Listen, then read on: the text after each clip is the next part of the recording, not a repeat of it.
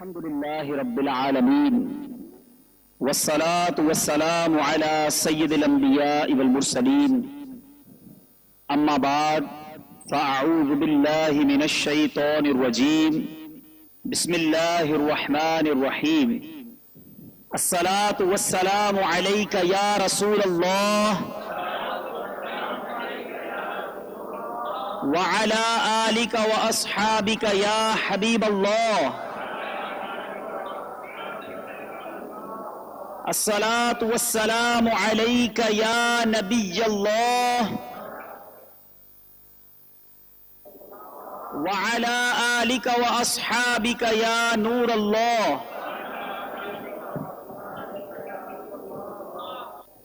پیکر حسن و جمال دافع رنج و ملال صاحب جود و نوال رسول بے مثال صلی اللہ تعالی علیہ وسلم کا فرمان با کمال ہے۔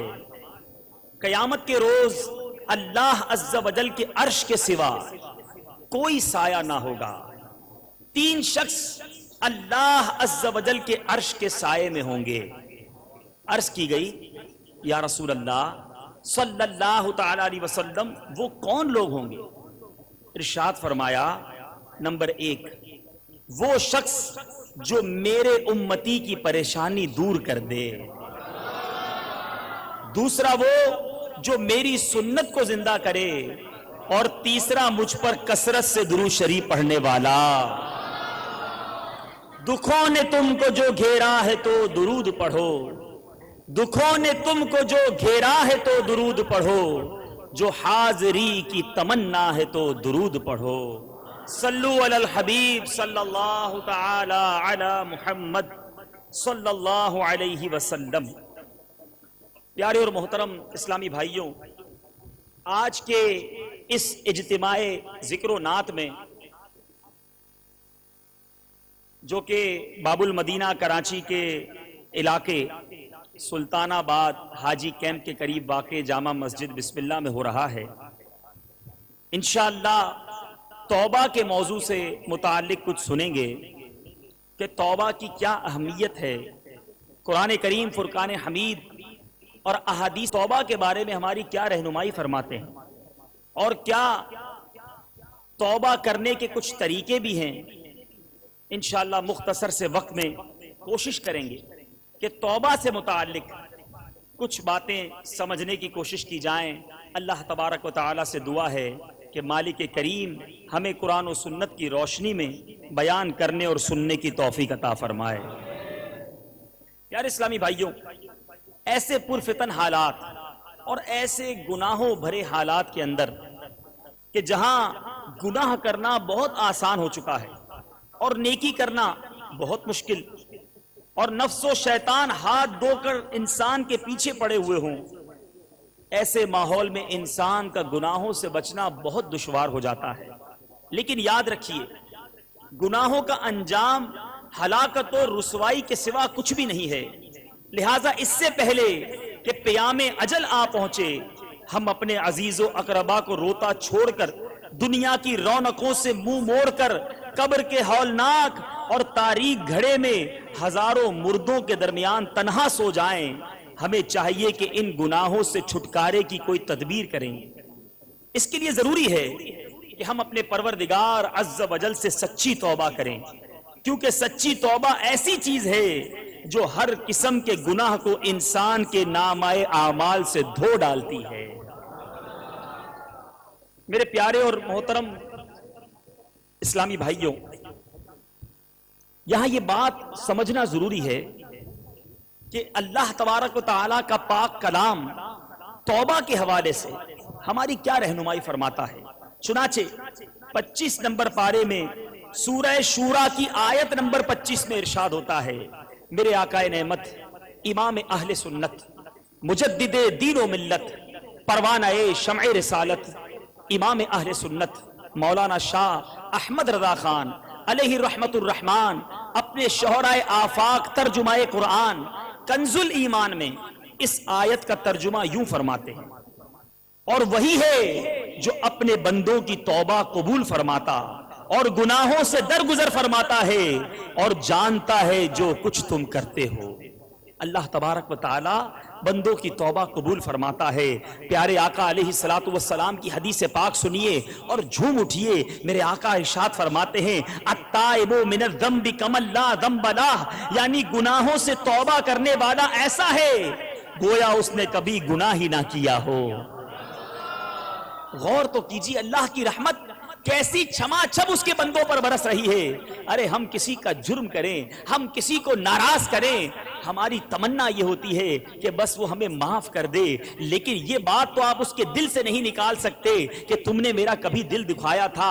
ٹھیک ہے اس وقت اس نے معاف کر دیا، مگر انسان کے دل میں وہ بات باقی ضرور رہتی ہے۔ ہمیں وہ بدلہ نہیں لیتا، ہمیں وہ معاف کر دیتا ہے، مگر دل میں وہ بات باقی رہتی ہے۔ اللہ اکبر، حدیث پاک کا مفہوم کہ اگر توبہ کرنے والا اللہ تبارک و تعالیٰ کی بارگاہ میں گناہگار شخص ندامت کے ساتھ رو رو کر اپنے رب کی بارگاہ میں توبہ کر لے تو وہ ایسا ہے کہ جیسے اس نے گناہ کیا ہی نہیں ہو۔ حضرت سیدنا انس رضی اللہ تعالیٰ عنہ روایت کرتے ہیں کہ رسول اکرم نور مجسم شاہ آدم و بنی آدم صلی اللہ تعالیٰ علیہ وسلم نے ارشاد فرمایا، اللہ تعالیٰ فرماتا ہے اے ابن آدم، تو نے جب بھی مجھے پکارا اور مجھ سے رجوع کیا میں نے تیرے گناہوں کی بخشش کر دی اور مجھے اس کی پرواہ نہیں، اور اے ابن آدم اگر تیرے گناہ آسمان تک پہنچ جائیں پھر تو مجھ سے مغفرت طلب کرے تو میں تیری بخشش کر دوں گا، اور میری ذات بے نیاز ہے۔ اے ابن آدم اگر تیری مجھ سے ملاقات اس حال میں ہو کہ تیرے گناہ پوری زمین کو گھیر لیں لیکن تو نے شرک کا ارتکاب نہ کیا ہو تو میں تیرے گناہوں کو بخش دوں گا۔ میرے رب کی رحمت تو دیکھیے، اس کریم اور اس رحیم کے در سے رحمتوں کا برسنا تو دیکھیے۔ مجھے کوئی پرواہ نہیں اگر تو میرے پاس، میرا رب فرماتا ہے ابن آدم اگر مجھ سے تیری ملاقات اس حالت میں ہو کہ تیرے گناہوں نے ساری زمین کو بھر دیا ہو لیکن تو نے شرک کا ارتکاب نہ کیا ہو تو میں تیرے گناہوں کو بخش دوں گا۔ حضرت سیدنا انس رضی اللہ تعالیٰ عنہ سے روایت ہے، آج اگر کوئی شخص جرم کرتا ہے اس کو عدالت میں پیش کر دیا جاتا ہے، اگر اس پر کوئی کیس ہو جائے، اگر کوئی دنیاوی کرائم کر لے، پہلے تھانے میں رپٹ لکھوائی جاتی ہے، اس کے بعد وہ کیس عدالت میں جاتا ہے، اور عدالت میں جانے کے بعد اگر وہ شخص کسی طرح ضمانت دے کر یا اپنی سزا بھگت کر یا سامنے مقدمہ کرنے والا معاف کر دے، کمپرومائز ہو جائے تو اس کو چھوڑ دیا جاتا ہے، بری کر دیا جاتا ہے۔ مگر آپ یہ بات جانتے ہیں کہ اس کا کرمنل رپورٹ بیک گراؤنڈ ہے، وہ قائم رہتا ہے۔ کسی کو اگر آج سے 5 سال پہلے بھی سزا ہوئی ہو تو کورٹ میں اس شخص کا وہ کرائم رپورٹ باقی رہتی ہے، تھانے میں اس کا نام ضرور رہتا ہے، اس کا کریکٹر کلیئر نہیں ہوتا۔ میرے رب کا دربار بڑا نرالا ہے، اس رحمان کے در کے اصول بہت نرالے ہیں۔ اللہ اکبر، حضرت سیدنا انس رضی اللہ تعالیٰ عنہ سے روایت ہے کہ رسول اکرم نبی مکرم شہنشاہ دو عالم صلی اللہ تعالیٰ علیہ وسلم نے ارشاد فرمایا کہ جب بندہ اپنے گناہوں سے توبہ کرتا ہے تو اللہ عز و جل لکھنے والے فرشتوں کو اس کے گناہ بھلا دیتا ہے، اور اس طرح اس کے اعضاء یعنی ہاتھ پاؤں کو بھی بھلا دیتا ہے، اور اس زمین پر اس کے نشانات بھی مٹا ڈالتا ہے، یہاں تک کہ قیامت کے دن جب وہ اپنے اللہ سے ملے گا تو اللہ عز و جل کی طرف سے اس کے گناہ پر کوئی گواہ نہ ہوگا۔ غور کیجئے میرا رب کتنا کریم ہے۔ ارے بندہ ہی ہے جو اس کے دربار میں سر نہیں جھکاتا، بندہ ہی ہے جو اس کی بارگاہ میں آنسو نہیں بہاتا۔ آج کسی کا دل دکھا دیں، آج کسی کا حق دبا لیں، معاف تو کروا لیں گے مگر اس کے دل سے نہ نکال سکیں گے۔ کرائم رپورٹ اور آپ کا کرائم بیک گراؤنڈ ختم نہیں ہو سکتا، مگر میرے رب کی شان یہ ہے کہ جب وہ توبہ قبول فرماتا ہے، جب وہ بندے کو معافی عطا فرماتا ہے تو فرشتے جو گناہ لکھتے ہیں ان کو گناہ لکھنا بھلا دیتا ہے۔ جس زمین پر گناہ ہوتے ہیں اس زمین کو وہ جرم بھلا دیتا ہے۔ اللہ اکبر، جب وہ بندہ رب کی بارگاہ میں پیش ہوتا ہے تو اس کے تمام گناہوں پر کوئی گواہ بھی نہیں ہوتا، میرا رب اس کی بخشش فرما دیتا ہے۔ اے میرے پیارے اور محترم اسلامی بھائیوں، میرے آقا دو جہاں صلی اللہ تعالی علیہ وسلم نے توبہ کے حوالے سے جو ترغیبات ارشاد فرمائی، ایسی احادیث کرام بھی موجود ہیں کہ جس میں میرے آقا نے توبہ سے متعلق ہمیں ترغیبات ارشاد فرمائی ہیں کہ توبہ کرنے کے بارے میں ترغیب دی گئی. آئیے وہ حدیث پاک سنتے ہیں. حضرت سیدنا انس رضی اللہ تعالیٰ عنہ کہتے ہیں کہ رسول اکرم صلی اللہ تعالیٰ علیہ وسلم نے ارشاد فرمایا سارے انسان خطا کار ہیں, سارے انسان خطا کار ہیں, اور خطا کاروں میں سے بہتر وہ ہیں جو توبہ کر لیتے ہیں. ایک اور جگہ ایک آدمی نے حضرت سیدنا ابن مسعود رضی اللہ تعالیٰ عنہ سے پوچھا ایک آدمی نے گناہ کیا, کیا اس کی توبہ کی کوئی صورت ہے؟ حضرت سیدنا ابن مسعود رضی اللہ تعالیٰ عنہ نے منہ دوسری طرف پھیر لیا, پھر دوبارہ ادھر توجہ کی تو ان کی آنکھیں ڈبڈبا رہی تھیں, آنکھوں میں آنسو تھے. فرمایا جنت کے 8 دروازے ہیں, سب کھلتے اور بند ہوتے ہیں سوائے توبہ کے, اس لیے کہ توبہ کے دروازے پر ایک فرشتہ مقرر ہے جو بند نہیں ہوتا. اس لیے نیک عمل کرو اور مایوس نہ ہو. اے میرے پیارے اور محترم اسلامی بھائیوں, اللہ تبارک و تعالیٰ کی رحمت کے قربان, غور طلب بات یہ ہے کہ آج اگر ہم کسی کے بارگاہ میں کسی بڑے افسر کا کوئی ایسا کہا ٹال دیں, کسی حکمران کی بات کو ٹال دیں, اس کا حکم نہ مانیں, اس کا دل دکھا دیں, اور پھر دل میں تمنا کریں کہ وہ معاف کر دے, اور اگر وہ معاف کر دے تو ہم بہت خوش ہوتے ہیں, یار بڑی مہربانی آپ نے معاف کر دیا. ہمارے دوستوں میں ناراضگی ہو جاتی ہے, اگر کوئی دوست ناراض ہو جائے ہماری غلطی کی وجہ سے, تو اب ہماری خواہش یہ ہوتی ہے کہ ہم اس سے معافی مانگیں تو وہ ہمیں معاف کر دے. مگر میرا رب اس سے بڑا کریم کوئی نہیں ہے, اس سے بڑا رحمان کوئی نہیں ہے, اس سے بڑا درگزر کرنے والا کوئی نہیں ہے. اللہ اکبر. حدیث پاک سنیے اور جھوم جائیے. اللہ تبارک و تعالی ارشاد فرماتا ہے الا من تاب وآمن وعمل عملا صالحا فاولئک یبدل اللہ سیئاتہم حسنات وَكَانَ اللَّهُ غَفُورًا رَحِيمًا. ترجمہ کنز الایمان, مگر جو توبہ کرے اور ایمان لائے اور اچھا کام کرے تو ایسوں کی برائیوں کو اللہ بھلائیوں سے بدل دے گا, اور اللہ عز و جل بخشنے والا مہربان ہے. ارے فقط معاف نہیں کرتا میرا رب گناہوں کو نیکیوں سے تبدیل فرما دیتا ہے. ارے اسی کے گناہ کریں, اسی کو ناراض کریں, اسی کی نافرمانیاں کریں, اور جب بندہ اس کے دربار میں سر جھکا لے, جب بندہ اس کی بارگاہ میں آنسو بہائے, جب بندہ اس سے معافی مانگے, اور میرا رب جب اسے معافی عطا کرے, اس کا دریائے رحمت جوش میں آئے, تو فقط معاف نہیں فرماتا بلکہ گناہوں کو نیکیوں سے بدل ڈالتا ہے. اللہ اکبر, اللہ اکبر. غور تو کیجئے کیسی رحمت ہے میرے رب کی سرکار کی امت پر. اللہ تبارک و تعالی توبہ کرنے والوں کے فضائل بیان کر رہا ہے. ذرا غور تو کیجئے, بندہ گناہگار ہے, بندہ سیاہ کار ہے, اپنے رب کی بارگاہ میں معافی مانگ رہا ہے. ارے میرا رب معاف بھی کر رہا ہے, ان کے فضائل بھی بیان کر رہا ہے. اللہ تبارک و تعالی قرآن مجید میں ارشاد فرماتا ہے ان اللہ یحب التوابین ویحب المتطہرین. ترجمہ کنز الایمان, بے شک اللہ پسند کرتا ہے بہت توبہ کرنے والوں کو, اور پسند رکھتا ہے ستھروں کو. اللہ اکبر. ارے جن کو اللہ پسند کر لے, جن کو اللہ محبوب بنا لے, ان کا دنیا میں بھی بیڑا پار ہے, آخرت میں بھی بیڑا پار ہے. ایک اور مقام پر میرا رب ارشاد فرماتا ہے ترجمہ کنز الایمان, مگر جو تائب ہوئے اور ایمان لائے اور اچھے کام کیے تو یہ لوگ جنت میں جائیں گے اور انہیں کچھ نقصان نہ دیا جائے گا. رحمت دا دریا الہی ہر دم وگدا تیرا, رحمت دا دریا الہی ہر دم وگدا تیرا, جے ایک قطرہ بخشے مینوں کم بڑھ جاوے میرا. عدل کرے تے تھر تھر کمبن اچیاں شانہ والے, عدل کرے تے تھر تھر کمبن اچیاں شانہ والے. اے مولا فضل کرے تے بخشے جاسن میں ورگے منہ کالے. میرے رب کی وہ شان ہے کہ جب بندہ معافی مانگتا ہے, جب اپنے سر کو اس کے دربار میں جھکا لیتا ہے, اپنے آنسوؤں کو بہنے دیتا ہے, تو میرا رب تو وہ ہے جو بندے کو اس کی ماں سے زیادہ چاہنے والا ہے. روایتوں میں آتا ہے کہ رب تعالی اپنے بندوں کو ان کی ماں سے 70 گنا زیادہ چاہتا ہے. ارے جب ہماری ماں ہمیں تکلیف میں نہیں دیکھ سکتی, ہماری ماں ہمیں غم میں نہیں دیکھ سکتی, تو وہ رحمان, وہ رحیم, وہ کریم اپنے بندوں کو تکلیف میں مبتلا کرے گا. یہ بندہ ہے جو اپنے رب سے ناتا توڑ لیتا ہے. یہ بندہ ہے جو اپنے رب کو ناراض کر کے اس کی طرف رجوع نہیں کرتا. آپ نے حدیث پاک سنی, قرآنی آیات سنی, ہمیں پتا چل رہا ہے کہ توبہ ایک ایسا دروازہ ہے کہ اس طرف پکارا جا رہا ہے کہ آ جاؤ میرے بندو, میرے دامن کرم میں چھپ جاؤ.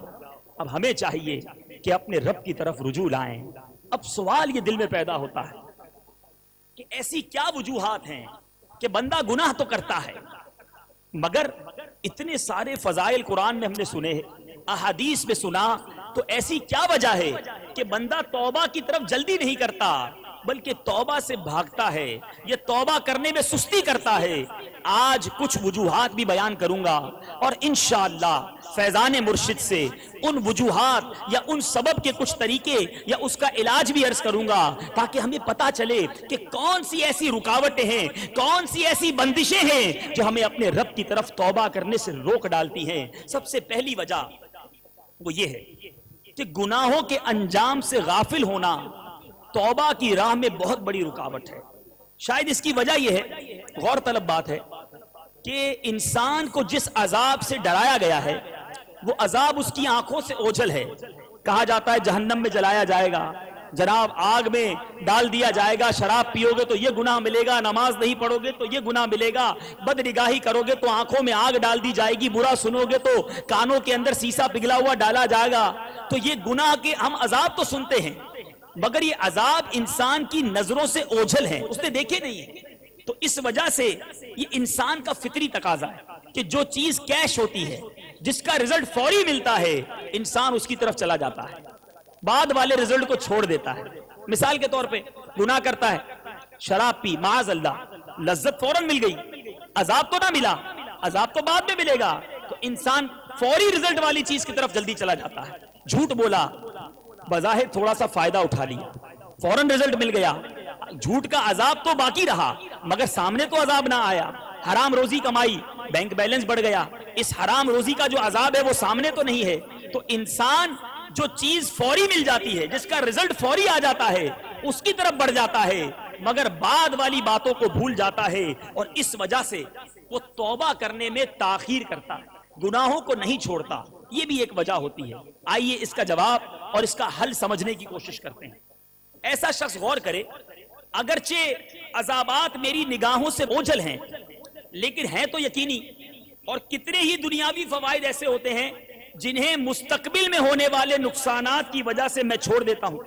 مثال کے طور پر اگر کوئی کافر ڈاکٹر ہو, ہم کسی کافر ڈاکٹر کے پاس جائیں اور وہاں جا کر اس کو اپنا بڑا اسپیشلسٹ ڈاکٹر ہو اور جا کر اس کو اپنا جب چیک اپ کروائیں تو وہ ہمیں کہے کہ جناب آپ کو تو بڑا ہائی کولیسٹرول ہو چکا ہے اور آپ کا بلڈ پریشر بھی بہت ہائی ہے, آپ کا شوگر لیول بھی بڑا ایکسیڈ کر رہا ہے, بڑھتا جا رہا ہے, تو آپ نے اب کوئی میٹھی چیز نہیں کھانی, اب آپ نے کوئی چکناٹ والی چیز نہیں کھانی, آپ نے جناب کوئی جو ہے وہ گھی تیل والی چیزوں سے اپنے آپ کو بچانا ہے. اب مجھے بتائیے میرے پیارے اسلامی بھائیوں, کیا میٹھا کھانا حرام تھا؟ کیا چکنائی والی چیز کھانا ناجائز تھا؟ کیا اس طرح کے مرغن غذائیں کھانا غلط تھا؟ سب جائز چیزیں تھی, حلال چیزیں ہیں, مگر ہمیں یہ بھی نہیں پتا کہ اس کا جو سمٹمز وہ بتا رہا ہے کہ اس کو کھانے سے اللہ نہ کرے ہارٹ اٹیک ہو جائے گا, شوگر ہائی ہو جائے گی یا گردے فیل ہو جائیں گے. یہ چیزیں تو بعد میں ہونی ہیں مگر آج دنیا میں آنے والے نقصان کے پیش نظر ہم ایک کافر ڈاکٹر کی تو بات مان لیتے ہیں اور اس کی بات مان کر حرام نہیں حلال چیزوں کو کھانا چھوڑ دیتے ہیں. تو رب کے وعدوں پر یقین کیوں نہیں رکھتے؟ ارے اس کے وعدے سچے ہیں. اگر اس نے ارشاد فرمایا ہے کہ گناہگاروں کو وہ عذاب دے گا تو وہ عذاب دے گا, اس کے وعدے سچے ہیں. ارے رب کے وعدوں پر حرام نہیں چھوڑتے اور آج ڈاکٹر کی بات پر حلال چھوڑ دیتے ہیں. ایسے شخص کو غور کرنا چاہیے کہ مجھ سے بڑا نادان کون ہے کہ میرے رب کے وعدے سچے ہیں, آج حرام کو چھوڑ دوں, ورنہ ایسا نہ ہو کہ آج تو مجھے یہ حرام میں بڑی لذت آ رہی ہے, کل اس کا جب عذاب چکھنا پڑے گا, جب اس کا عذاب ملے گا تو میں کیسے اپنے رب کی بارگاہ میں کس منہ سے پیش ہو سکوں گا. تو امید ہے یہ جو رکاوٹ ہے یہ دور ہو جائے گی. دوسری وجہ جو انسان کو توبہ کرنے میں تاخیر کا باعث بنتی ہے وہ یہ ہے کہ بعض اوقات انسان کے دل و دماغ پر مختلف گناہوں مثلاً زنا، شراب نوشی، بد نگاہی، نامحرم عورتوں سے ہنسی مذاق، فلم بینی، حرام روزی اور طرح طرح کے گناہوں کا ایسا چسکا پڑ جاتا ہے، ایسی لذت میں وہ ملوث ہو جاتا ہے کہ پھر سوچتا ہے کہ اگر میں نے توبہ کر لی تو زندگی کا مزہ ہی کیا رہے گا؟ کیا فلم دیکھے بغیر بھی زندگی کا کوئی مزہ ہے؟ کیا جھوٹ بولے بغیر اور یہ فرینڈ سرکل کے بغیر بھی میں زندہ رہ سکوں گا؟ اچھا جناب، میں تو شراب کا ایسا عادی معاذ اللہ، تو اب شراب پیے بغیر کیسے زندگی گزرے گی؟ ایسے لوگ اس لیے بھی گناہوں سے دور نہیں ہوتے کہ اب زندگی کا ایک ایسا جزو لا ينفق وہ گناہ بن چکا ہوتا ہے کہ ایسا لگتا ہے کہ یہ گناہ چھوڑیں گے تو زندگی بے مزہ ہو جائے گی، پھر کیسے توبہ کریں؟ اگر یہ رکاوٹ ہے تو آئیے اس کا حل بھی سنتے ہیں۔ حل یہ ہے کہ اس قسم کی جو صورتحال سے دو چار شخص ہو، یا ہم میں سے بھی اگر کوئی ایسا بدنصیب ہے کہ گناہوں کی ایسی عادت پڑ چکی ہے جس کو چھوڑنے کا دل نہیں چاہتا، بلکہ ایسا لگتا ہے کہ یہ چھوٹے گی نا تو کوئی لذت نہیں رہے گی، زندگی میں کوئی گلیمر نہیں رہے گا، بڑی بے مزہ سی زندگی ہو جائے گی، تو اے میرے پیارے اسلامی بھائیوں، ایسا شخص اس طرح سوچے کہ جب میں زندگی کے مختصر ایام میں ان لذتوں کو نہیں چھوڑ سکتا تو مرنے کے بعد ہمیشہ ہمیشہ کے لیے ان لذتوں سے کیسے محرومی گوارا کر لوں گا؟ مرنا تو ہے، اور آپ اور مجھ میں سے کوئی بھی یہ دعویٰ نہیں کر سکتا کہ کل صبح تک بھی وہ زندہ رہے گا۔ جب ہمیں اتنا بھی پتا ہے کہ ایک رات کی گارنٹی نہیں ہے، تو پھر جب مرنا ہے تو یہ تمام لذتیں چھوٹ جائیں گی۔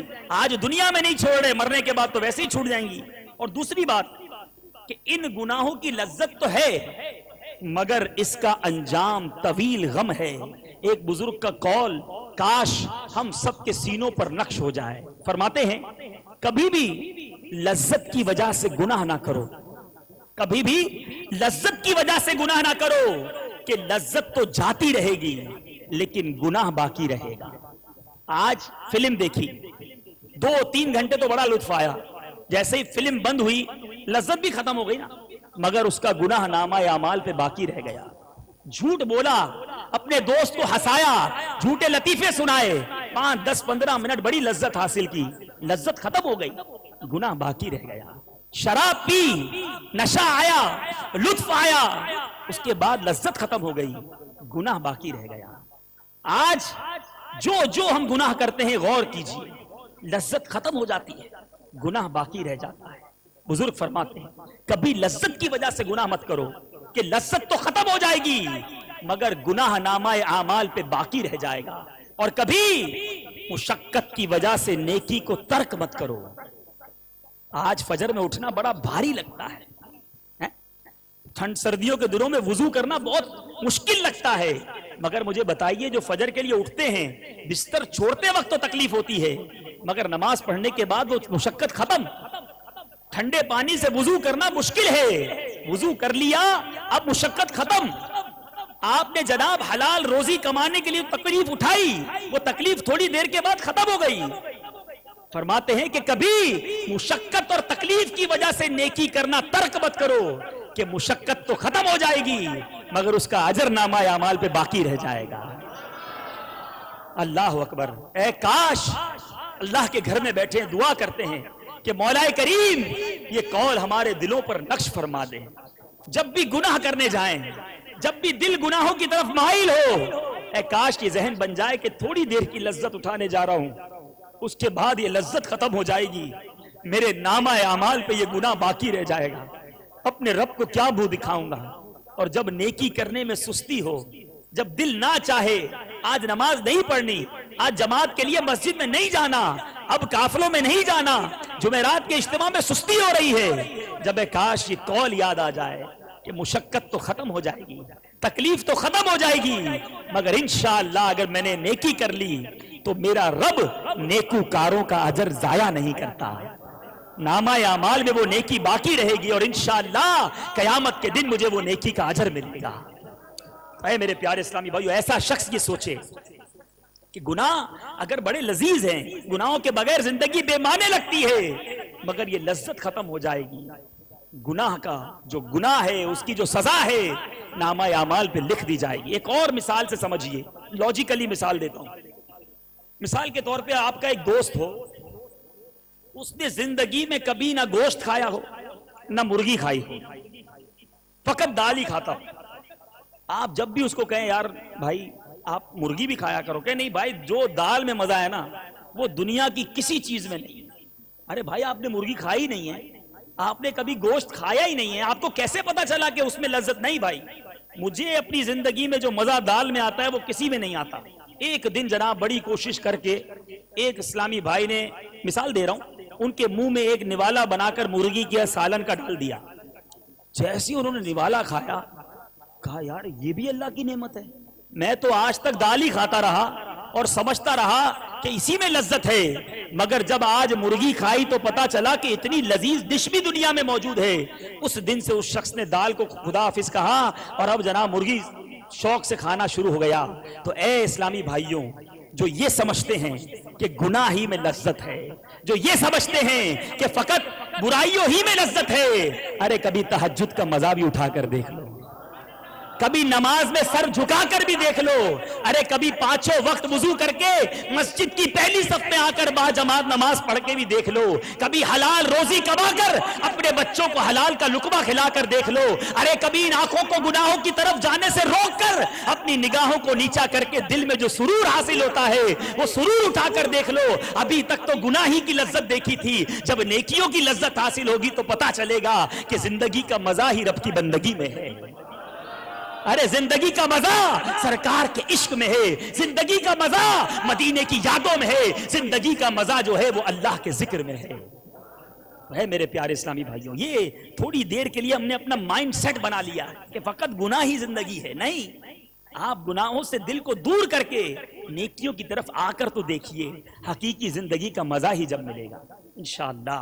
اسی طرح ایک اور بات, ایک اور جو وجہ توبہ میں تاخیر کا سبب بنتی ہے وہ یہ ہے, نفس و شیطان اس طرح انسان کا ذہن بناتے ہیں کہ ابھی تو بڑی عمر پڑی ہے, ارے ابھی تو جوانی کے دن ہیں, ابھی تو خوشیوں کے دن ہیں, ابھی سے مولوی بن جاؤ گے, ابھی سے گناہوں کو چھوڑ دو گے, ابھی سے مسجد میں چلے جاؤ گے. یار ابھی تو نوکری کرنی ہے, پھر ریٹائر ہو جانا, جب بڑی عمر ہو جائے گی پھر مسجد میں چلے جانا, پھر سارے گناہوں کی توبہ کر لینا. ایسا انسان جب نفس و شیطان کے اس مشورے پر عمل کرتا ہے تو توبہ میں تاخیر کرنا شروع کر دے, ابھی بعد میں کر لیں گے, بعد میں معافی مانگ لیں گے, بعد میں گناہ چھوڑ دیں گے. ایسے اسلامی بھائیوں کی بارگاہ میں عرض ہے کہ ان کو اس طرح غور کرنا چاہیے کہ موت کا آنا تو یقینی ہے, چاہے کوئی بھی فرقے سے تعلق رکھتا ہو, کسی بھی مذہب سے تعلق رکھتا ہو, کسی بھی ملک کسی بھی زبان کا شخص ہو. سائنٹیفک طور پہ بھی یہ بات ڈکلیئر ہے کہ جس انسان نے دنیا میں آیا ہے, آنا ہے, اس نے آخر اس کو موت بھی آنی ہے. جس نے آپ اس دنیا میں آ کر حیات حاصل کی, اب موت کا جام بھی اسے پینا ہے. تو اب جب یہ پتا ہے کہ موت آنی ہے, اب کب آنی ہے؟ ہم یہ شعر تو بڑا دھوم دھام سے پڑھتے اور سنتے ہیں کہ آگاہ اپنی موت سے کوئی بشر نہیں, آگاہ اپنی موت سے کوئی بشر نہیں, سامان 100 برس کا ہے پل کی خبر نہیں. تو ہمیں پتا ہے کہ کسی وقت بھی چلے جانا ہے, تو پھر توبہ جیسی سعادت کو کل پر چھوڑ دینا یہ عقل مندی نہیں ہے. جس گناہ کو چھوڑنے پر آج میرا نفس تیار نہیں ہو رہا, کل جب اس گناہ کی عادت پکی ہو جائے گی تو میں کیسے امید رکھتا ہوں کہ جب بڑا ہو جاؤں گا, بوڑھا ہو جاؤں گا تو یہ گناہ مجھ سے چھوٹ جائے گا. اور میرے پیارے اور محترم اسلامی بھائیوں, کس کو پتا ہے کہ بڑھاپا تک پہنچوں گا کہ نہیں؟ کیا آپ جوان موتیں نہیں دیکھتے؟ کیا آپ چھوٹے چھوٹے بچوں کا اس دنیا سے جانا نہیں دیکھتے؟ آج کل تو موتیں ہی جوان ہو رہی ہیں, ینگ نوجوان مر جاتے ہیں, ایکسیڈنٹ میں مر جاتے ہیں, فائرنگ میں مر جاتے ہیں. نہ جانے کیسے کیسے معاملات ہمارے ملک میں ہوتے ہیں کہ نوجوان گھر سے نکلتا ہے, یہ نہیں پتا ہوتا کہ گھر لوٹوں گا کہ نہیں. پھر یہ کیسی مینٹیلٹی ہے, یہ کیسی عقل مندی ہے کہ جناب ابھی تو عمر پڑی ہے. ارے عمر تو ہمیں پتہ ہی نہیں کتنی پڑی ہے. حدیث پاک میں آتا ہے کہ توبہ میں تاخیر کرنے سے بچو کیونکہ موت اچانک آ جاتی ہے. ایسے اسلامی بھائیوں کو اپنا ذہن یوں بنانا چاہیے. ایک اور اسلامی بھائی, بڑا عجیب قسم کا ایک طبقہ یہ بھی ملتا ہے جو یہ کہتے ہیں کہ جناب اللہ بڑا غفور رحیم ہے, وہ بہت بخشنے والا ہے, جناب اس کی رحمت سے تو ہمیں بڑی امید ہے, گناہ کرتے رہو وہ معاف کر دے گا. ایسے بھی لوگ ملتے, توبہ کر لو بھائی. ارے توبہ کی کیا ضرورت ہے, وہ غفور الرحیم ہے, وہ بڑا رحیم ہے, وہ ہماری بخشش فرما دے گا. اب یہ بھی ایک طرح سے شیطان کا وار ہے. جی ہاں, غور سے سنیے. ایسوں کی خدمت میں گزارش ہے کہ بے شک اللہ تعالی رحیم و کریم ہے, اس میں کسی مسلمان کو شک و شبہ نہیں ہے, لیکن جس طرح یہ دونوں اس کی صفات ہیں, اسی طرح وہ قہار اور جبار بھی ہے. یاد رکھیے, وہ قہار اور جبار بھی ہے. اور یہ بات بھی قرآن و حدیث سے ثابت ہے کہ کچھ نہ کچھ مسلمان جہنم میں جائیں گے, اپنے کیے کی سزا بھگتیں گے, اس کے بعد جنت میں آئیں گے. تو آپ کے پاس ایسی کون سی گارنٹی ہے کہ جناب جو جہنم میں جائیں گے ان میں آپ نہیں ہوں گے, وہ غفور الرحیم آپ کو بخش دے گا. ارے جب ہمیں معلوم نہیں ہے تو فقط رحمت کے آسرے پر گناہ کرنا یہ اچھی بات نہیں ہے. اللہ اکبر. عمر فاروق رضی اللہ تعالیٰ عنہ خلیفۃ المسلمین ہیں. حضرت عمر رضی اللہ تعالیٰ عنہ کے مرتبے کے کوئی کیا بیان کر سکتا ہے. روایتوں میں آتا ہے حضرت عمر فاروق جس گلی سے گزر جاتے اس گلی سے شیطان نہیں گزرتا. میرے آقا فرماتے ہیں جس کا مفہوم ہے کہ اگر میرے بعد کوئی نبی ہوتا تو وہ عمر ہوتا. وہ مرتبہ ہے عمر بن خطاب رضی اللہ تعالیٰ عنہ کا. مگر آپ فرماتے ہیں کہ اگر قیامت کے دن یہ آواز دی جائے کہ ایک شخص کے سوا سب کے سب جہنم میں جائیں گے, ایک ہی جنت میں جائے گا, سب جہنم میں جائیں گے, تو میں اپنے رب کی رحمت سے امید رکھوں گا کہ وہ ایک جنت میں جانے والا میں ہوں گا. اور آپ کا خوف خدا ملاحظہ ہو. فرماتے ہیں اور اگر یہ اعلان کیا جائے کہ سب جنت میں جائیں گے, ایک جہنم میں جائے گا, تو عمر یہ خوف رکھے گا کہ کہیں وہ ایک جہنم میں جانے والا میں نہ. تو ہے میرے پیارے اور محترم اسلامی بھائیو, یقیناً رب کی رحمت سے مایوس نہیں ہونا چاہیے, مگر رب کی رحمت پر دلیر بھی نہیں ہونا چاہیے, گناہوں پر دلیر نہیں ہونا چاہیے کہ جناب اب تو بخشے جائیں گے, وہ بڑا کریم ہے, جو کرنا ہے کر لو. نہیں, الایمان بین الخوف والرجا, ایمان خوف اور امید کے درمیان کی شے کا نام ہے. انسان رب کی رحمت پر جھومتا بھی رہے اور اس کے غضب پر لرزتا بھی رہے تو پھر ہی وہ شخص صحیح معنوں پر ایمان پر کامل ہے. مولا علی کرم اللہ تعالی وجہ الکریم کا فرمان سنیے. آپ نے اپنے بیٹے سے فرمایا, اے بیٹے اللہ تعالی سے ایسا خوف رکھو کہ تمہیں گمان ہونے لگے کہ اگر تم تمام اہل زمین کی نیکیاں لے کر اس کے دربار میں پیش ہوگے تو وہ انہیں قبول نہ کرے گا, اور اللہ تعالیٰ سے ایسی امید رکھو کہ ساری دنیا والوں کے گناہ لے کر اس کے پاس پہنچو گے اور وہ تمہاری بخشش فرما دے گا. یہ ہے ایمان کی روح کہ بندہ لرزتا بھی رہے, کانپتا بھی رہے, ڈرتا بھی رہے اور اس کی رحمت سے امید بھی رکھتا رہے. ایک توبہ نہ کرنے والوں کی ایک قسم اور بھی ہے, وہ ہیں جو فرماتے ہیں کہ جناب اب تو اتنے گناہ ہو گئے, اب تو ایسی ایسی خطائیں کر لی کہ اب ہماری توبہ ہی قبول نہیں ہوگی, تو اب توبہ کرنے کا کیا فائدہ. یعنی بالکل ہی رب کی رحمت سے مایوس ہو جاتے ہیں. اے میرے پیارے اور محترم اسلامی بھائیوں, جہاں اللہ کی رحمت سے بے حد دلیر ہو کر گناہ نہیں کرنے, وہاں اس کی رحمت سے مایوس بھی نہیں ہونا. اللہ تبارک و تعالیٰ نے ارشاد فرمایا, لا تقنطوا من رحمت اللہ ان اللہ یغفر الذنوب جمیعا. ترجمہ کنز الایمان, اللہ کی رحمت سے نا امید نہ ہو, بے شک اللہ سب گناہ بخش دیتا ہے. رحمت خداوندی کس طرح اپنے امیدوار کو آغوش میں لیتی ہے, اس کا اندازہ اس روایت سے لگائیے. مکی مدنی سرکار صلی اللہ تعالی علیہ وسلم نے فرمایا, حق تعالی اپنے بندوں پر اس سے کہیں زیادہ مہربان ہے کہ جتنا ایک ماں اپنے بچے پر شفقت کرتی ہے. اے میرے پیارے اور محترم اسلامی بھائیوں, اللہ کی رحمت کے بارے میں ایک حدیث پاک سنی اور جھوم اٹھیے. حضرت سیدنا ابو ہریرہ رضی اللہ تعالیٰ عنہ فرماتے ہیں کہ دو شخصوں کو جہنم سے باہر لایا جائے گا. پہلے جہنم میں ہوں گے, انہیں جہنم سے باہر لایا جائے گا. حق تعالیٰ ارشاد فرمائے گا, جو عذاب تم نے دیکھا وہ تمہارے عملوں کے سبب تھا, میں اپنے بندوں پر ظلم نہیں کرتا. پھر ان دونوں کو دوبارہ جہنم میں ڈالے جانے کا حکم سنا دیا جائے گا. ان میں سے ایک شخص جلدی جلدی دوزخ کی طرف جائے گا اور کہتا جائے گا, میں گناہوں کے بوجھ سے اتنا ڈر گیا ہوں کہ اب اس کے حکم کی پورا کرنے میں کوئی کوتاہی نہیں کرنا چاہتا. اب یہ حکم تو مان لوں, اپنے رب کا کوئی حکم نہیں مانا, اب جہنم میں جلدی جلدی جانے لگ جائے گا. اور دوسرا کہے گا اے میرے رب, میں نیک گمان رکھتا تھا, مجھے امید تھی کہ ایک مرتبہ دوزخ سے نکالنے کے بعد دوبارہ دوزخ میں ڈالنا تیری رحمت گوارا نہ کرے گی.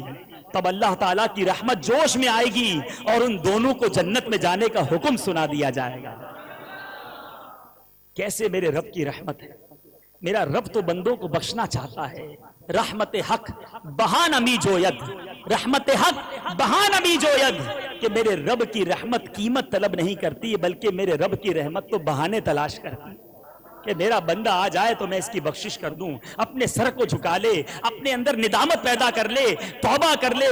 تو اے میرے پیارے اور محترم اسلامی بھائیوں, انسان چاہے کتنے ہی گناہ اس سے کیوں نہ ہو جائیں, لیکن جب وہ نادم ہو کر توبہ کے لیے بارگاہ الہی میں حاضر ہو جائے تو اس کے گناہ معاف کر دیے جاتے ہیں. چنانچہ حضرت سیدنا ابو ہریرہ رضی اللہ تعالیٰ عنہ سے روایت ہے کہ رحمت عالم صلی اللہ تعالیٰ علیہ وسلم نے فرمایا, اگر تم گناہ کرتے رہو یہاں تک کہ وہ آسمان تک پہنچ جائیں, پھر تم توبہ کرو, تب بھی اللہ عز و جل تمہاری توبہ قبول فرما لے گا.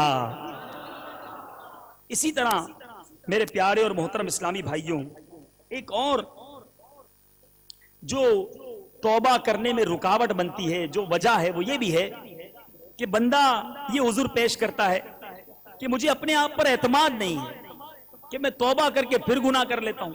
توبہ پر استقامت نہیں ہے, میں کیوں توبہ کروں, توبہ کرتا ہوں پھر گناہ ہو جاتے ہیں, تو توبہ ہی نہیں کرتا بندہ. تو اے میرے پیارے اسلامی بھائیوں, یہ سراسر شیطانی وسوسہ ہے. کیونکہ آپ کو کیا معلوم کہ توبہ کرنے کے بعد آپ زندہ رہیں گے کہ نہیں. ہو سکتا ہے توبہ کرتے ہی موت آ جائے اور گناہ کرنے کا موقع ہی نہ ملے. اور وقت توبہ آئندہ کے لیے گناہوں سے بچنے کا پختہ ارادہ ہونا ضروری ہے. گناہوں سے بچنے پر استقامت دینے والی ذات تو رب کائنات کی ہے. اگر بعد توبہ گناہ ہو بھی جائے تو دوبارہ پرخلوص توبہ کر لینی چاہیے کہ ہو سکتا ہے یہی آخری توبہ ہو اور اسی پر دنیا سے جانا نصیب ہو. حضرت سیدنا ابو سعید رضی اللہ تعالیٰ عنہ بیان کرتے ہیں کہ رسول اکرم صلی اللہ تعالیٰ علیہ وسلم نے ارشاد فرمایا, شیطان نے اللہ تعالیٰ کی بارگاہ میں کہا, اے میرے رب, مجھے تیرے عزت و جلال کی قسم, جب تک بندوں کے جسموں میں روح باقی ہے میں انہیں بہکاتا رہوں گا. اللہ تعالیٰ نے جواباً ارشاد فرمایا, مجھے اپنے عزت و جلال کی قسم اور بلند مقام کی قسم. اللہ تعالیٰ نے کیا فرمایا, میں ہمیشہ اس وقت تک ان کی مغفرت کرتا رہوں گا جب تک وہ مجھ سے مغفرت مانگتے رہیں گے. شیطان نے چیلنج دیا تھا تو میرے رب نے اپنی رحمت کے دروازے کھول دیے, جب تک مغفرت مانگتے رہیں گے میں ان کی مغفرت کرتا رہوں گا. حضرت سیدنا ابو ہریرہ رضی اللہ تعالیٰ عنہ سے مروی ہے کہ رسول اکرم نبی مکرم صلی اللہ تعالیٰ علیہ وسلم کا فرمان عالی شان ہے, جب کوئی بندہ گناہ کر لیتا ہے, میری خواہش ہے کہ اگر یہ روایت آنکھیں بند کر کے سنی جائے, اپنے آپ پر یہ فیل کیا جائے کہ میں ہی وہ بندہ ہوں کہ میں نے گناہ کر لیے, بہت گناہ کیے ہم نے. رسول اکرم فرماتے ہیں کہ جب کوئی بندہ گناہ کر لیتا ہے اور پھر کہتا ہے مولا میں نے گناہ کر لیا مجھے معاف کر دے, تو اللہ عز و جل فرماتا ہے میرا بندہ جانتا ہے کہ کوئی اس کا رب ہے جو گناہ معاف بھی کرتا ہے اور اس پر پکڑ بھی لیتا ہے. اے فرشتوں گواہ ہو جاؤ کہ میں نے اپنے بندے کو بخش دیا. پھر جتنا رب چاہتا ہے وہ بندہ ٹھہرا رہتا ہے, اس کے بعد پھر کوئی گناہ کر لیتا ہے, پھر عرض کرتا ہے یا الہی یا الہی میں نے پھر گناہ کر لیا ہے, مولا مجھے بخش دے.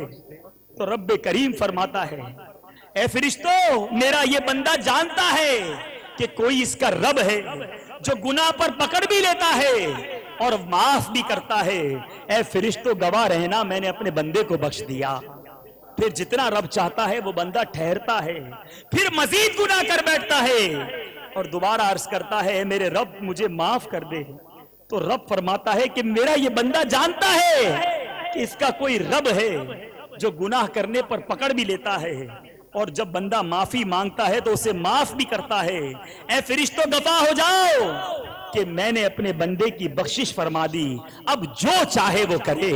اللہ اکبر۔ بخاری شریف کی حدیث پاک رب کی رحمت کیسے بیان کر رہی ہے کہ میرا رب اپنے بندوں پر کس قدر مہربان ہے۔ تو اے میرے پیارے اور محترم اسلامی بھائیوں، ہمیں چاہیے کہ توبہ کرنے میں دیر نہ کریں۔ اللہ نے آج ہی ہمیں موقع دیا ہے، ہم اس کے گھر میں موجود ہیں۔ آئیے اب توبہ کا طریقہ سن لیجئے کہ توبہ کیسے کرنی چاہیے۔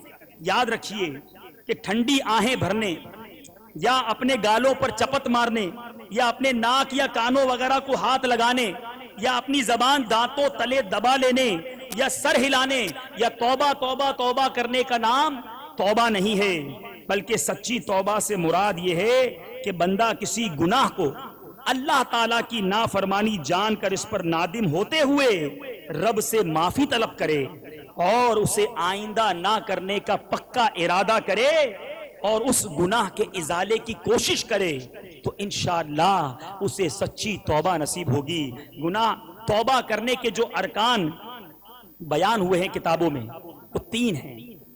ماضی پر ندامت، جو کیا اس پر شرمندگی ہو۔ نمبر 2، حال میں اس گناہ کو چھوڑ دینا۔ ایک شخص شراب پیتا آ رہا ہے، توبہ کر لی، شرمندگی ہے، شراب نہیں پینی چاہیے، میں نے بہت غلط کیا، مگر ابھی بھی شراب پی رہا ہے اور پھر توبہ کر رہا ہے، تو یہ بھی نہیں۔ حال میں اس گناہ کو چھوڑ دے، جو ماضی میں کرتا رہا اس پر شرمندگی ہو، حال میں اس گناہ کو چھوڑ دے اور مستقبل میں اس کی طرف نہ لوٹنے کا پکا ارادہ کرے۔ اگر یہ 3 ارکان پائے جائیں گے تو توبہ انشاءاللہ رب کی بارگاہ میں قبول ہو جائے گی۔ حضرت سیدنا ابو دردہ رضی اللہ تعالیٰ عنہ سے روایت ہے کہ حضرت سیدنا ابراہیم خلیل اللہ علی نبینا والی صلاۃ والسلام خلیل اللہ ہے، اللہ کے نبی ہیں، جب نماز کے لیے کھڑے ہوتے تو خوف خدا کے سبب اس قدر گریہ وزاری فرماتے، اس قدر گریہ وزاری فرماتے کہ 1 میل کے فاصلے سے ان کے سینے میں ہونے والی گڑ گڑاہٹ کی آواز سنائی دیتی تھی۔ یہ اللہ کی بارگاہ میں ان کا خوف تھا۔ حضرت سیدنا یحییٰ علی نبینا والی صلاۃ والسلام جب نماز کے لیے کھڑے ہوتے تو خوف خدا سے اس قدر روتے کہ درخت اور مٹی کے ڈھیلے بھی آپ کے ساتھ رونے لگ جاتے، حتیٰ کہ آپ کے والد محترم حضرت سیدنا زکریا علیہ السلام بھی آپ کو دیکھ کر رونے لگتے، یہاں تک کہ بے ہوش ہو جاتے۔ آپ اسی طرح مسلسل آنسو بہاتے رہتے، یہاں تک کہ ان مسلسل بہنے والے آنسوؤں کے سبب آپ کے رخسار مبارک پر زخم ہو گئے۔ یہ دیکھ کر آپ کی والدہ ماجدہ نے آپ کے رخساروں پر اونی پٹیاں چپٹا دی۔ اس کے باوجود جب آپ دوبارہ نماز کے لیے کھڑے ہوتے پھر رونا شروع کر دیتے، جس کے نتیجے میں وہ روئی کی پٹیاں بھیگ جاتی۔ جب آپ کی والدہ انہیں خشک کرنے کے لیے نچوڑتی تو آپ اپنے آنسوؤں کے پانی کو اپنی ماں کے بازو پر گرتا ہوا دیکھتے تو بارگاہ الہی میں اس طرح عرض کرتے، اے اللہ یہ میرے آنسو ہیں، یہ میری ماں ہے اور میں تیرا بندہ ہوں، جبکہ تو سب سے زیادہ رحم فرمانے والا ہے۔ اے میرے پیارے اسلامی بھائیوں، غور کیجئے کہ اللہ والے اپنے رب کی بارگاہ میں کیسے رویا کرتے۔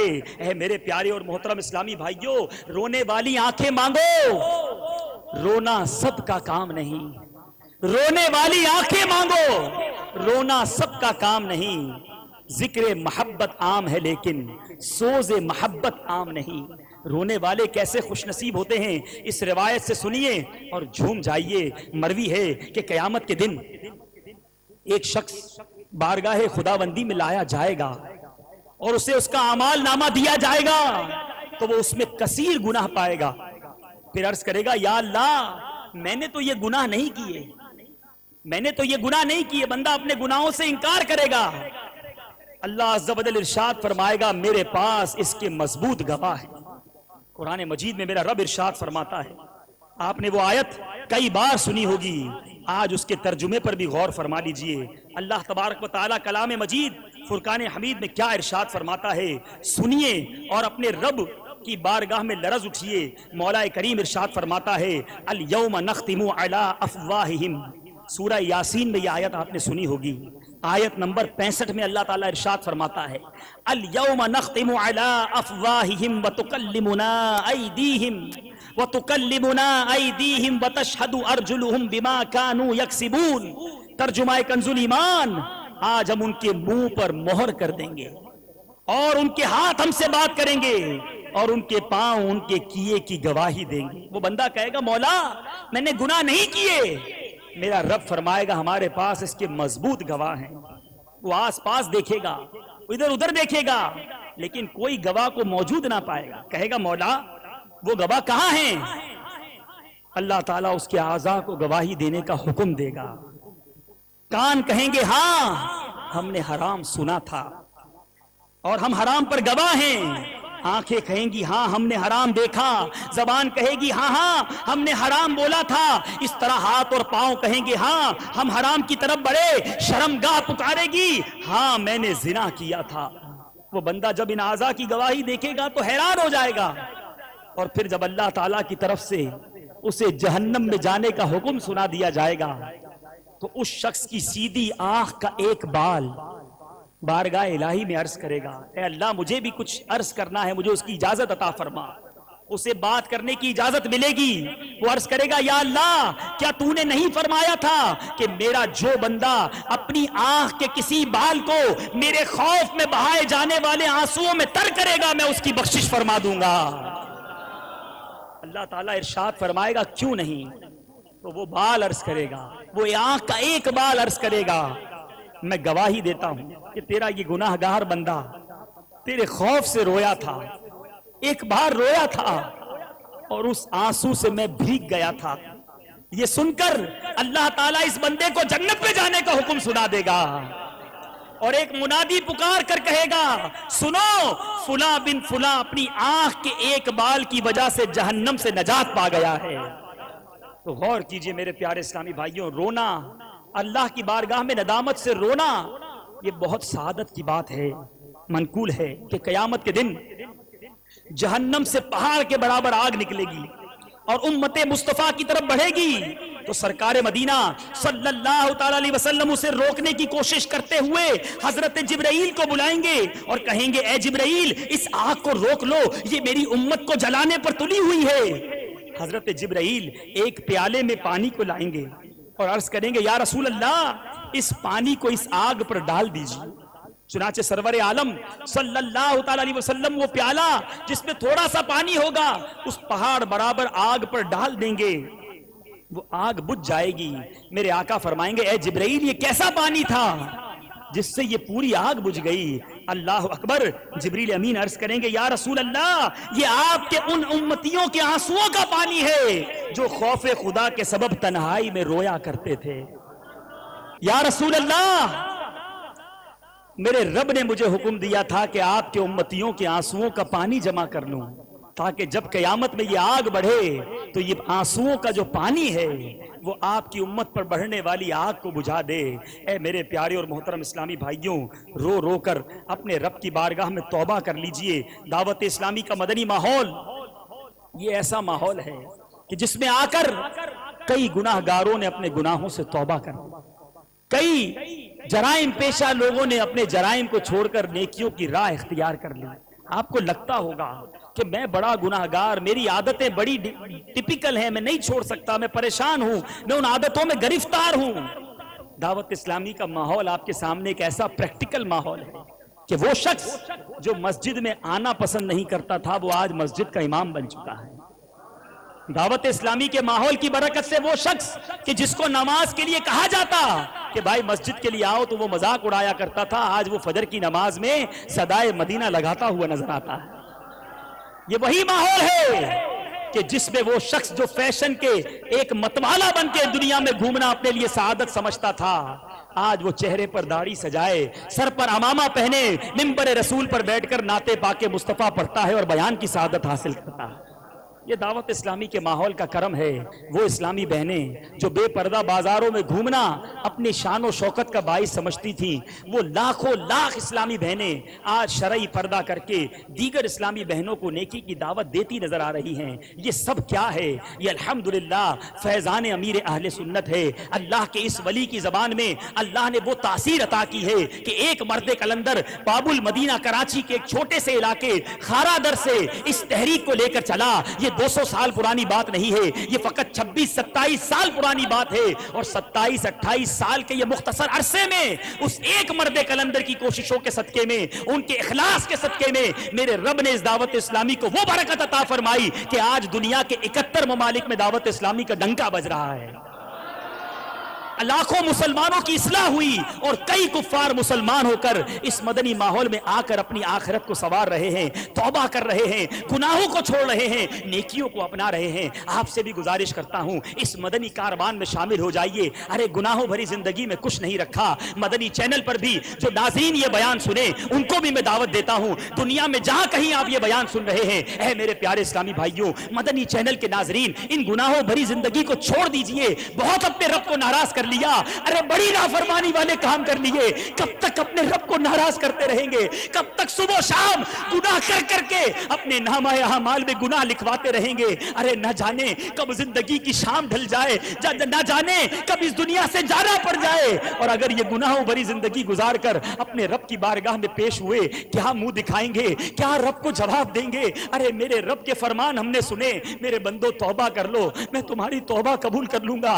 अरे मेरा रब तो तौबा करने वालों के फकत गुनाह माफ नहीं करता, बल्कि उनके गुनाहों को नेकियों में बदल डालता है। ऐ मेरे प्यारे और मोहतरम इस्लामी भाइयों, रब तो ये फरमा रहा है कि मेरा बंदा जब तक मुझसे मगफिरत तलब करता रहेगा, जब तक मैं उसकी मगफिरत फरमाता रहूंगा।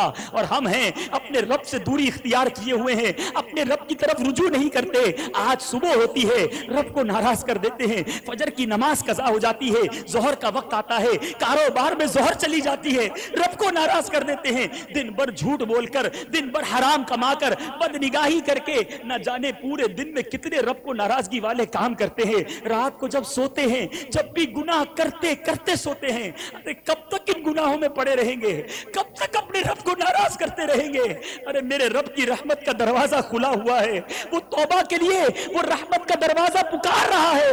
आइए रब की रहमत के दामन में अब वाबस्ता हो जाइए, अपने रब से तौबा कर लीजिए, अपने गुनाहों से माफी मांग लीजिए। वो रब्बे करीम गुनाहों को माफ करने वाला है। अरे वही नेकियों की तौफीक देने वाला है, वही नेकियों पर इस्तिकामत देने वाला है, वही अज़्म इस्तक़लाल अता फरमाने वाला है। दावत इस्लामी के मदनी माहौल से वाबस्ता होकर नमाजों की पाबंदी की नियत कर लीजिए, इज्तिमाअत में पाबंदी की नियत कर लीजिए, मदनी काफिलों में सफर की नियत कर लीजिए। इंशाअल्लाह इज्तिमाअत में आते रहेंगे, काफिलों में सफर करते रहेंगे, तौबतुन नसूह हासिल हो जाएगी, पक्की तौबा हासिल हो जाएगी। और वो दिन भी आएगा जब हम भी नेक बन जाएंगे, वो दिन भी आएगा जब हम भी सुन्नतों के पैकर बन जाएंगे, वो दिन भी आएगा जब हम भी अपने रब को राजी करने वाले बन जाएंगे। आइए नियत करते हैं कि आज के बाद हमारी कोई नमाज कज़ा नहीं होगी, आज के बाद रमजान का कोई रोजा कज़ा नहीं करेंगे, आज के बाद सरकार की सुन्नतों पर भरपूर अमल करेंगे,